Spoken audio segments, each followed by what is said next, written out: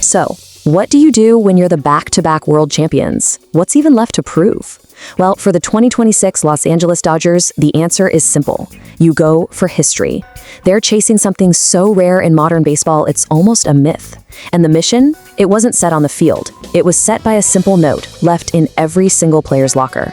This was the message from superstar Shohei Ohtani to every single one of his teammates.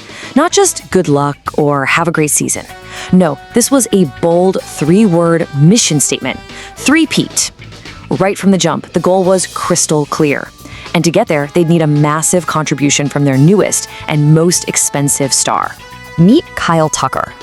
Now, when you're the top free agent, you can sign anywhere you want. But when you choose to join a team that's already chasing a three-peat, the expectations are just astronomical. And when you sign for this kind of money, well, the pressure enters a whole other orbit. $240 million. Just let that sink in for a second. With a number that huge, every single swing, every play is going to be put under a microscope. That number just hangs over everything. And on opening day, you could almost feel the weight of it with every pitch.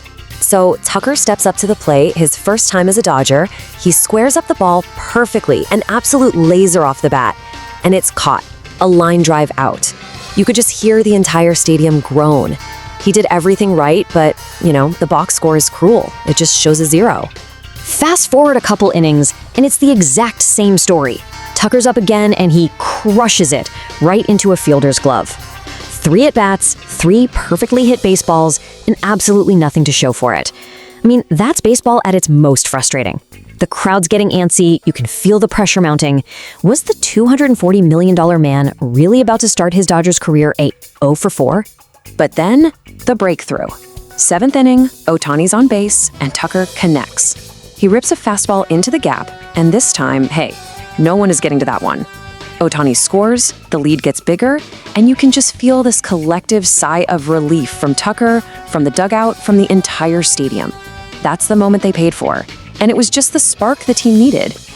You see, Tucker's hit wasn't just a win for him. It was the spark that lit the fuse on an absolute offensive explosion. And that's the terrifying thing about this Dodgers lineup. It can go from totally silent to an unstoppable avalanche in the blink of an eye. Okay, just look at this.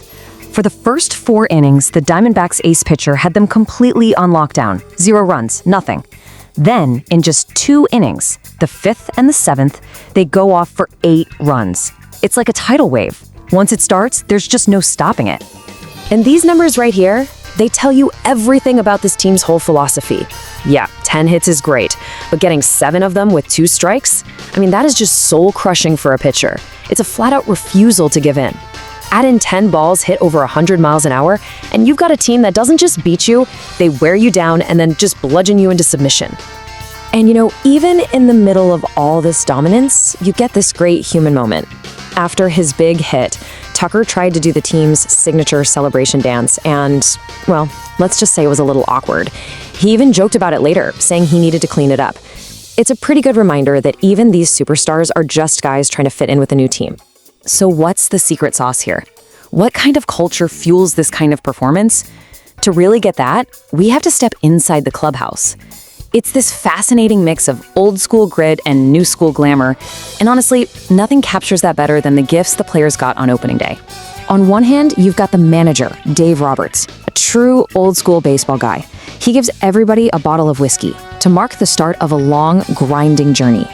And on the other hand, you have Shohei Ohtani gifting every single player and coach these incredible luxury watches. It's grit and glamour, side by side.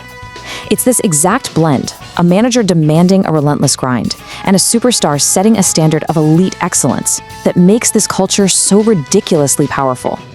All this talent, this grit and glamour, it's all aimed at one single thing, the goal Ohtani put in that note.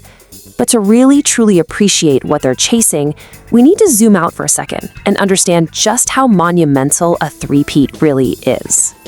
A three-peat? That's the mark of a true dynasty.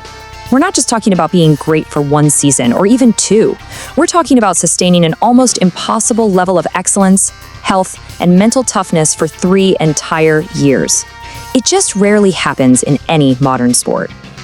And just look at this list. Seriously, in over 120 years of professional baseball, it's only happened a handful of times.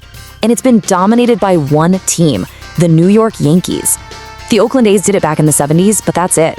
So the Dodgers aren't just trying to win another championship. They are trying to join the most exclusive club in the entire history of the sport. So, with the weight of all that history hanging over them, how does a team possibly stay focused? I mean, how do you avoid getting complacent or just crumbling under the pressure? For these Dodgers, the answer is actually pretty simple. Even with a whole pregame ceremony to get their championship rings from last year, the team's internal mantra is basically, forget it. They play along for the fans, but inside that clubhouse, the past is the past. Their focus is completely, totally locked in on the present. And this quote from team leader Mookie Betts, it says everything. It's almost like it's old news. Now think about that for a second. Calling back-to-back championships old news. That is not arrogance. That is the ice-cold elite mindset that you have to chase history. It's about winning the game right in front of you, and then you wake up tomorrow and you do it all over again. So that leaves us with the ultimate question, doesn't it? They have the money. They have the once-in-a-generation talent with guys like Ohtani and Betts, and they clearly have that singular, relentless focus they need for this task. They have checked every single box. So, is a new baseball dynasty not just possible, but inevitable? Well, only 161 more games and one very grueling postseason will give us the answer.